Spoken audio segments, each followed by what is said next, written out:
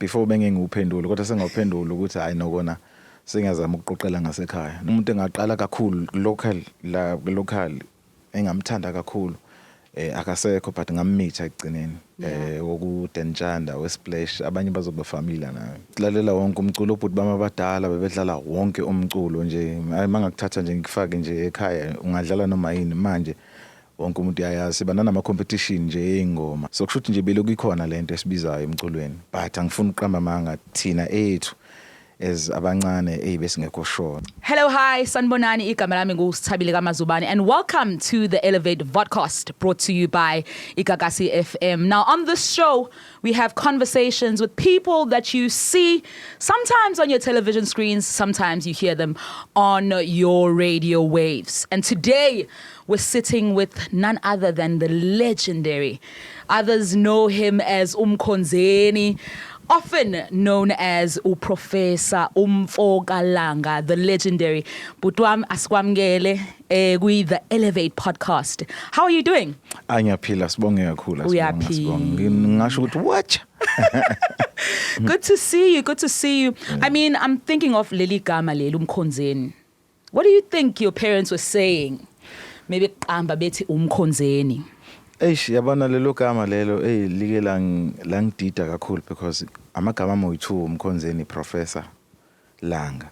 So umuntu mayithi Mkhonzeni ngiyaphatheka kahle because ngithanda leli professor ngoba lenjani but mangilo ngikhula ngiyalibona ukuthi abazali babesho something serious because manje nje umusa uyangehlela abantu bangikhonzile bakuthanda engikwenzayo so ngiyal-understand kakhulu manje. Indeed, it was a prophetic name. Abantu bayakuthanda kakhulu okwenzayo. You're celebrating 20 years in the music industry. Congratulations, by the way. What does it mean kuwena ukucelebrate 20 years kumculo?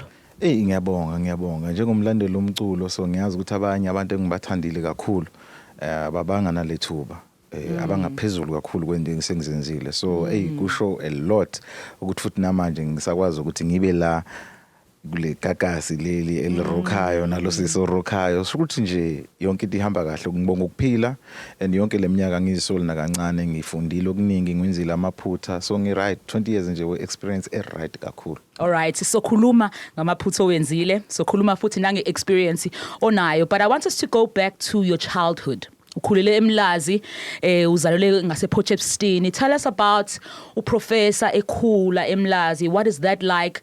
And when are you first introduced into the music industry? Yabona ngizalelwe ezingolweni and then ekhaya vele bakhona eMlazi abanye bazalelwe ngala eMlazi abangaphambili kwami. Ukuza kwami la ngiqale high school eMlazi kuyi challenge kakhulu vele ukumove from esinye isikole uya kwenye ukuswitch indawo. Ngeke ngisho ukuthi bekutough kakhulu because besifunda esikoleni si1 nabantu abaseduze from same sections sifunda endaweni eyodwa and ngendaba yomculo beku right because siqale si-group sima siblings ekhaya with ubhuti omdala uBheki and then u-character siblings sahamba sayegoli so akubanga nzima ukuthi ngisithole into esifunayo because besicomplementana sodwa before abanye abantu baze basibona. So umculo was it something that you'd say kwakuyinto yasekhaya? Was it something that kini kuyaculwa? What was it like at home? How was the music? What kind of music did you listen to at home? Besilalela wonke umculo obhuti bama abadala bebedlala wonke umculo nje mangakuthatha nje ngikufake nje ekhaya ungadlala noma yini manje wonke umuntu uyayazi banana ama competition nje eyingoma ukuthi ubani ozosho uqala ukuthi ubani ocula lengoma so sikhule kanjalo ekhaya ke kwaba neband ke futhi kuyona unye ubhuti wamuzalo womncane kwaba neband kwakhe eMlazi abo Sharon D nje bacula abaqala khona so kushuthi nje beloku ikhona lento esibizayo emculweni but angifuni uqamba manga thina ethu as abancane besingekho sure nesikhathi sikhule ngaso thina phela beqala ukushintsha from le era yakudala sekungena idemocracy bengekho lula but izinto zaba fast ayikwaito isizile ke because bekwazi uku-accommodate abantu abancane. Okay, and so now I want us to move into what Professor, because we know Professor as a musical artist, a legend in this music industry. We know him on stage, but uProfessor ungasho ukuthi umuntu onjani ekhaya? Ekhaya ngomunye nje sibaningi ekhaya si13 from same mother same father so nje kumina ngiyafana nabanye. Ngowesingake wena la kulo 13 lo?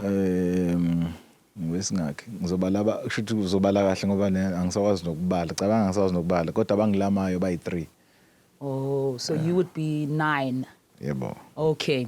So what kind of person would you say? Are you a father for those that perhaps don't know that side of you? Ngikhule njengobaba because before ngize ngibe nabantwana endlini ekhaya nje bamncane kanjalo nami ngaze ngaba nabantwana so sikhule kanjalo senza wonke ama-duties asekhaya ukuthi intombazane uyini makumele ukuthi kwenziwe into zasendlini sazenza sonke so nje kunormal kodwa ibakhona lo mahluko masosebenza maybe usawashi sebeyakuwashela nje ungakabi nanomakoti so into ezinjalo nje ezincane but nje kunormal ekhaya makuthethwa kuthethiswa wonke umuntu sikhule kanjalo.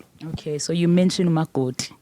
So can we safely assume ukuthi ukhona umakoti because I also hear you mention ukuthi zikhona nezingane?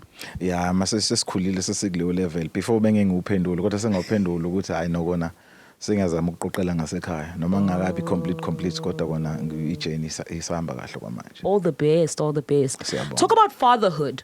I mean, kukhona abantu besilisa that are young, that are coming up and that are growing up and they look up to you. What is Professor like as a father? Hey, isikhathi man. Isikhathi siyamosheka estradini. Isikhathi estradini. So umuso omkhulu ukuthi kube khona nje leyo call ukuthi wake up bheka umndeni because after everything umndeni wona ubaluleke kakhulu. So uma ngabe khona leyo nto encane ethi bheka ekhaya ungazisuli, spend more time nefamily yakho. We check up on them abosisi bakho abobhuti bakho kuzokusiza lokho because into eningi ngempela ilife ekugcineni iyabuyibuyele ekhaya. So nje yeah kumele nje wazi ukuthi nje ukuba ubaba akusho ukuthi usuningane ukuba ubaba ekhaya nje wazi ukuthi mina ngiyidlala le role ukuthi ngibalekile la ekhaya. And if you're speaking of ama roles, who would you say growing up is a male figure that you looked up to? Isikhathi samanje asifana sakudala bo idolize even uthisha kube khona uthisha nje onecare yabo okwazi ukulalela but kwi industry ke angisho nje ngithi umuntu engaqala kakhulu local engamthanda kakhulu akasekho but ngammeet ekugcineni wokuDenjanda weSplash abanye bazoba familiar nayo Splash Dalom Kids so ngamthanda kakhulu because yena wangenza ngathanda umculo ubhuti wami oyidlala iSplash full time so ngamthanda and mase ngimmeet waba yilento exactly engangifisa ukuthi yabona umitha umuntu waba yiyona nje so ngisho ukuthi uyena ngoba abanye basaphila angeke ngibashayile umcingo bayazi bona ukuthi ngiyabathanda ngiyabahlonipha kakhulu. All right. So now, like I said earlier on, you're celebrating 20 years in the music industry. But before we talk a bit more about that, what was it like 20 years ago when you were introduced into the music industry? How was your introduction into the space? We're tough. Coming from KZN, because Kupugeng in 96 as siblings. Sazama kwangenzeka.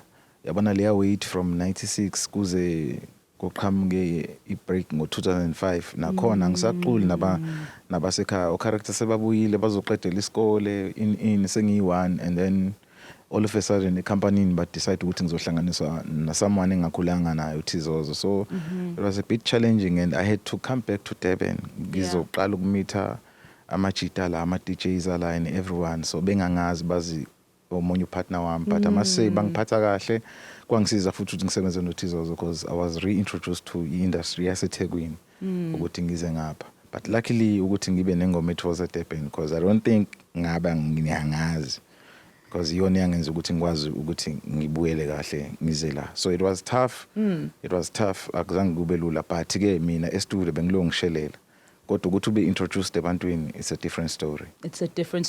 You talk about your siblings coming back down to eThekwini bezofunda. What was that transitioning like for you leso sikhathi leso where you were now left alone eGoli and they had to come back lokuhlukana what was happening leso sikhathi leso? I felt lost at some point because yabona usebenzi but somehow iGrace yangibamba nokuthi ke futhi abafowethu kushuthi nanamhlanje bakholelwa kakhulu kumina because babazi ukuthi one day ngizobuya nendaba ezimnandi yabo bahlala nje khona lapho until ngempela mangibuya 2005 first thing engayenza ngathenga istudio endlini khona la eMlazi senze album ya character, so i2 no character saqala safeature abotira and everyone, so a connector yonke lento ukuthi I know since bokhona lethi nasingapha kusho ukuthi na besingenayo ifaith kuwena besilo sikubhekile, so sabambana kanjalo nje like nje into yasekhaya yabo. Yeah, into yasekhaya yokusupportana yabo. Sometimes into azihlangani, but if you have abantu abakholelwayo ukuthi we know you yabo, noma bengeke bakutshele uyazi ama siblings kanjani, uyabona nje but yeah, so but but uthando ngilitholile, ifamily yami inginikile uthando olugcwele. So you talk about the introduction of uTizozo into your life. How does that come about? I'm a youngster, now I'm waiting my turn. Yeah. Ekalawa, and then boom, comes someone from eThekwini. I think besenegama ngapha eThekwini because I think be-MC akakhulu emaclubini. Very talented. I must say very talented. And all of a sudden ngathi uzokhipha kuqala nami ngiyabona nje ukuthi he's out there yabo. But ngakho ngithi ngomusa kaNkulunkulu nami ngafikelwa le ngoma was at Durban, so yenza ukuthi kube easy ukuthi okay fine, you two ningahlangana but use your name so that one day mase nikhulile nikwazi ukuthi niqhubeke namagama enu. So that was the story. So yeah, we still brothers nanamhlanje because vele story sethu siconnecta kanjalo ukuthi bes-introduce us you two, but coming from different worlds. Yeah. You talk about you guys being brothers. I mean, we've seen Mafikizolo come back together. We've seen recently Liquid Deep nayo come back together, performing on stages. Talk about you and uTizozo. What is the future looking like? Are we ever going to see you back on stage with uTizozo? I think it depend ukuthi yani state of mind sakhe sikuphi ngomculo, because umculo uthafa, abanye abantu bayakhula mhlambe babe la befuna ukuba khona, mhlambe bese umculo ungasaba i-priority yabo, but mina anything bayazi abafowethu, anything enomculo phakathi count me in, so it's possible. It's possible because yamadoda iyaphela ifani yabafazi. Now let's talk about your album. The one that I would say topped the charts, had hits after hits. I mean, Wakhona Jezebel, my favorite track on that album, Ulento. I mean, it's one of the tracks that really helped define me as a person. What would you say was your favorite track on that album and why? Lento, yeah, Ilento. It's a gospel track, ne? I wouldn't say ukuthi gospel track, but nama elements anjalo, kodwa isathu sokuqala sokuthi ngikhethe, it was the very first tracking I recorded after I split some notices, and ngangaka as much as ngangisekalawa yonke leminyaka, but bengenayo i connection engako nabantu asebesebenzile industry njengabo Speedy, bengithatha njenge featuring impossible but yaba possible. First day ngenza ingoma yami as a solo, and this guy uyavuma yabo, so I had bigger plans ngoba noMampintsha, if I mention Mampintsha, so ngangidesignela ukuthi ngifuna lo kule ngoma. Unfortunately ngimthola ngoMampintsha but igama lakhe likhona, so inkulu kakhulu because iyona ngoma yokuqala nje yavele yacacisa ukuthi no, I'm going somewhere. So you talk about bigger plans. What did those plans look like? What was Fisela in?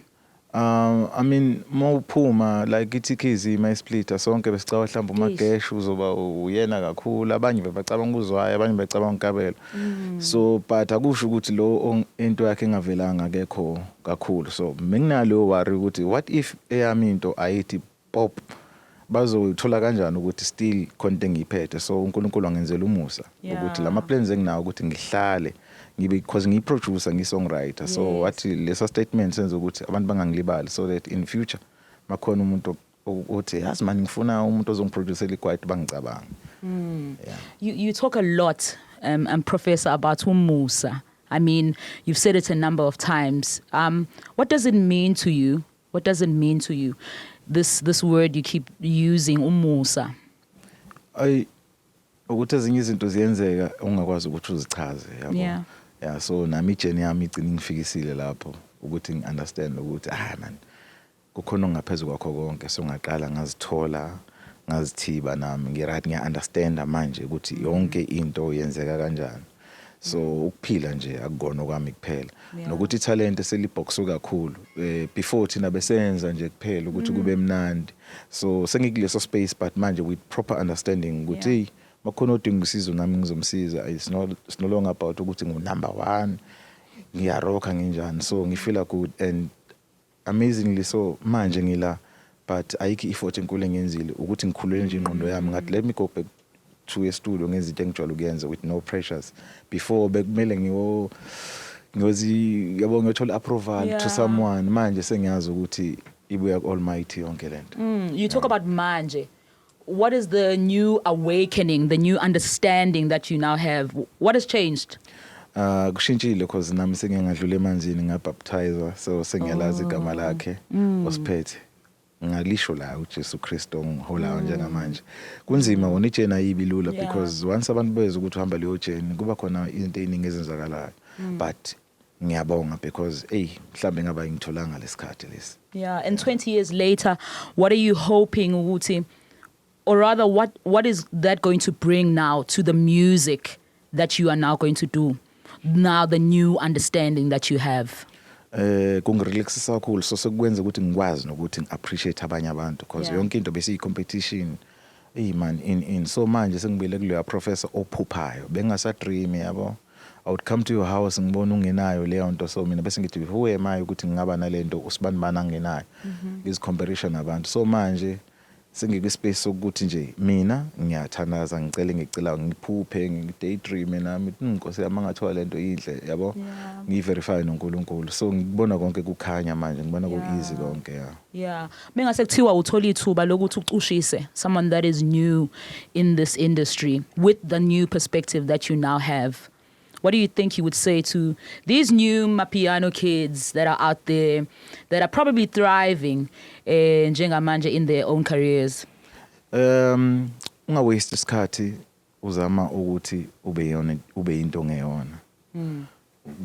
Ungalindi isikhathi ukuthi maybe next year ngizoshintsha ungaziqambela amanga yabo abanye bafika industry maybe kudala afuna ukusebenza no DJ Sox but ngoba yena seka nemali se right abone ngathi akasafuni uyazincisha uzincisha ithuba selikhona so ungazincisha music yenye into uzothola uDr Dre afuna ukuproducer uMarvin Gaye because uyamthanda abanye uzibone sengaphezulu masulapho sizibone sengaphezulu kwaMarvin Gaye so angisangeke who am I ukuthi uzofuna ukuwrite ku wave yami so ungazincishi lento iphuphile ibekela yenzeke uzobona kuzokhanya konke.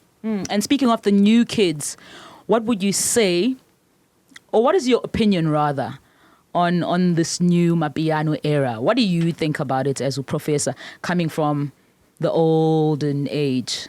Bayashisa South Africa izongimangaza South Africa ine talent kakhulu inkinga nje yona exploitation inkulu bayamislidwa kakhulu abantwana but italent likhona kakhulu South Africa yamangaza kakhulu so ukuthi nje bazithole nje benze into ezi-right because namanje kusasekhona nabadala basaba misleader yabo so if you can get more leaders kubona abazokwazi ukuthi basikhole ngendlela right and bafunde bafunda not ukuthi thambi esikele fundela lento yazi ukuze abanye bangathatha control over you because talent elikhona that you can't dispute in South Africa. And speaking of talent elikhona, you once owned a record label yourself.